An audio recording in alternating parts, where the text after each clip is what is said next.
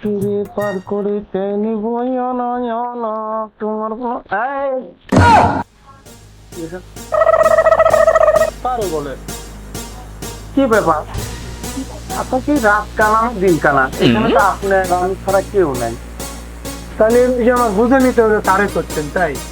তাহলে এবার বুঝেন কথাটা কারে করছি, আপনারাই বলছি। আপনি এখন কোনে যাচ্ছেন? আরে বাপু তারওয়ান, আমি যে কোনে যাচ্ছি এটা তোমার জানার দরকার নেই। তোমাকে তোমাকে আমি তুমি এক কাজ করে এই নাও, এই নাও, এটা নাও, নাও নাও নাও, এই টাকা নাও, এই নাও। তোমার জানার দরকার নেই আমি কোথায় যাচ্ছি। দেখি আপনি আমাকে ঘুষ দিচ্ছেন। দাঁড়ান দাঁড়ান দাঁড়ান দাঁড়ান, আমাকে ঘুষ দিচ্ছেন। ধরেন, জানেন ঘুষ নেওয়া দেওয়া সমান অপরাধ। আমি ঘুষ টুস নেই না।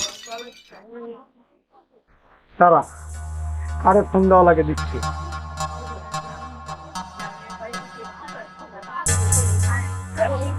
হ্যালো, বাচ্চা দারোয়ান তারা আইতেছে। তোর চাকরির বারোটা মধ্যে আমি নেওয়া পাইছি। চাকরির ভয় কাকে দেখাচ্ছেন আমাকে? আমি চাকরির ভয় করতেছি না। চাকরির ভয় করিস না, 12টা করে আজকে বাজিয়ে দেবো চাকরি। বেবি তুমি এখানে দাঁড়িয়ে আছো? দাঁড়িয়ে না, মানে এমন একটা দারোয়ান রাখছো আমার ঢুকতেই যায় না। তো অশিক্ষিত মূর্খ, ভিতরে যাইতে দেয় না। এই বেয়াদবের বাচ্চা বেয়াদব, তুই কাকে দাঁড় করে রাখছিস? আসো ভিতরে। বেয়াদব কোথাকা। ম্যাডাম, কাজটা কিন্তু ঠিক করেন না।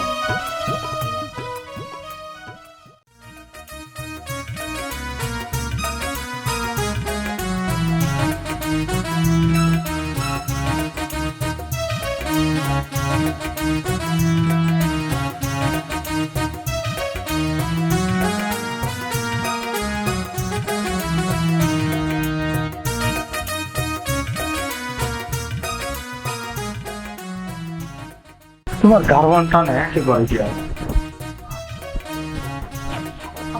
বসো। মানে পিছনে একা তো তুমি কিছু বোঝাও না।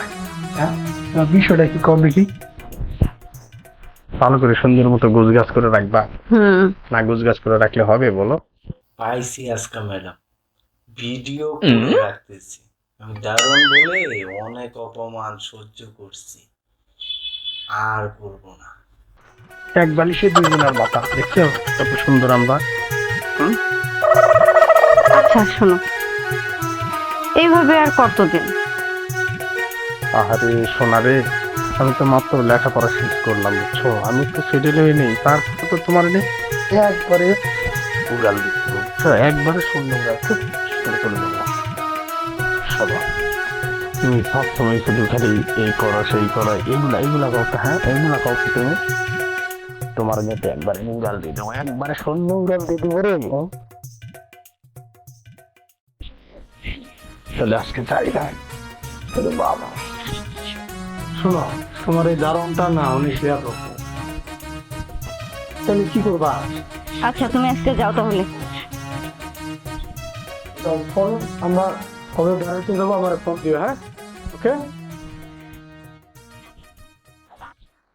কি ব্যাপার, দরজা লাগাই দাও নাই? আমি তো লাগাইছিলাম। দরজা এখন খোলা কেন? আচ্ছা যাও তুমি।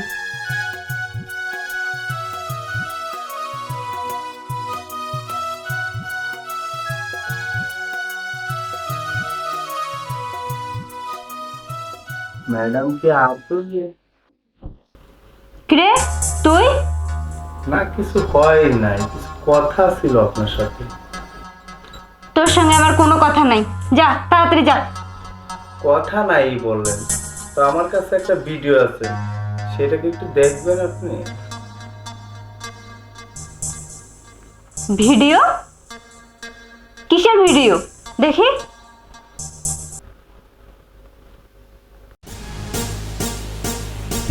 সর্বনাশ, তুই কি করেছিস? তুই আমার অনুমতি ছাড়া আমার রুমে আসছিলি আর ভিডিও করছিস? নে ভিডিও ডিলিট কর, এখনই ডিলিট কর।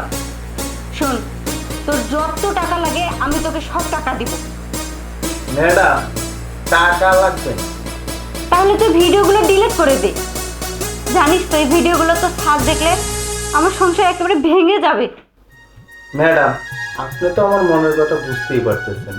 আমার মনের আশা পূরণ করলেই স্যারের কাছে ভিডিওগুলি যাবে না, তা না হলে স্যারের কাছে কিন্তু ঠিকই চলে যাবে। তুই এগুলো কি বলতেছিস? তোর কথা তো কিচ্ছু আমি বুঝতে পারতেছি না। ম্যাডাম, এই ধমক টমক দিয়ে কোনো লাভ নেই। ভিডিও হলো আমার হাতে, আর মান সম্মান হলো আপনার কাছে। এখন চিন্তা করে দেখেন কি করবো, স্যারকে কি জানাবো না জানাবো না। হায় হায়, আমি কি করলাম? আমি পরকীয়ায় জড়িয়ে গেলাম।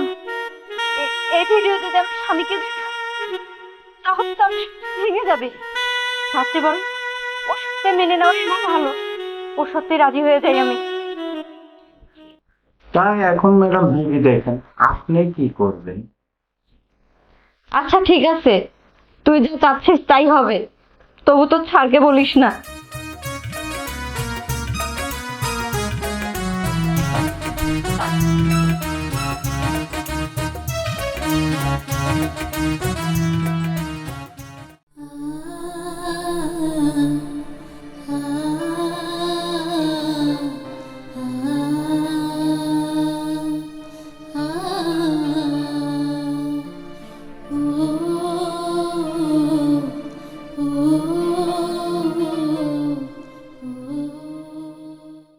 হাই গাইস, আমরা আজকে সারাদিন শ্যুট করলাম শামীম ক্রিয়েশন নামে ইউটিউব চ্যানেলে। আর বর্তমান এখন যে গল্পটা আমরা শ্যুট করলাম, ও হচ্ছে আমাদের মিষ্টি মেয়ে, ওর নামে মিষ্টি। আর ও হচ্ছে আমার একেবারে কাছের ছোট ভাই, বড় ভাই হতে পারে, ছোট ভাই আর কি। তো শাহিন আর আমি এলাহি হৃদয়।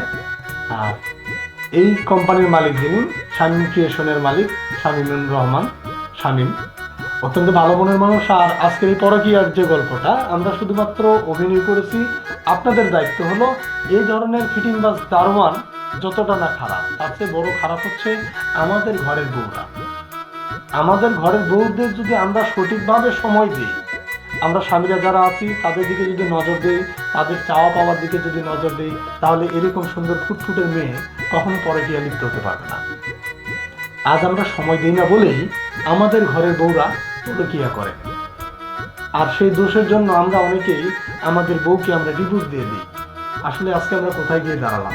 তো আপনারা চোখ কান খোলা রাখবেন, সব দিকে নজর রাখবেন, যাতে আমাদের মতো এই সমাজে এই ধরনের পরকীয়া আর পুনরাবৃত্তি না হতে পারে।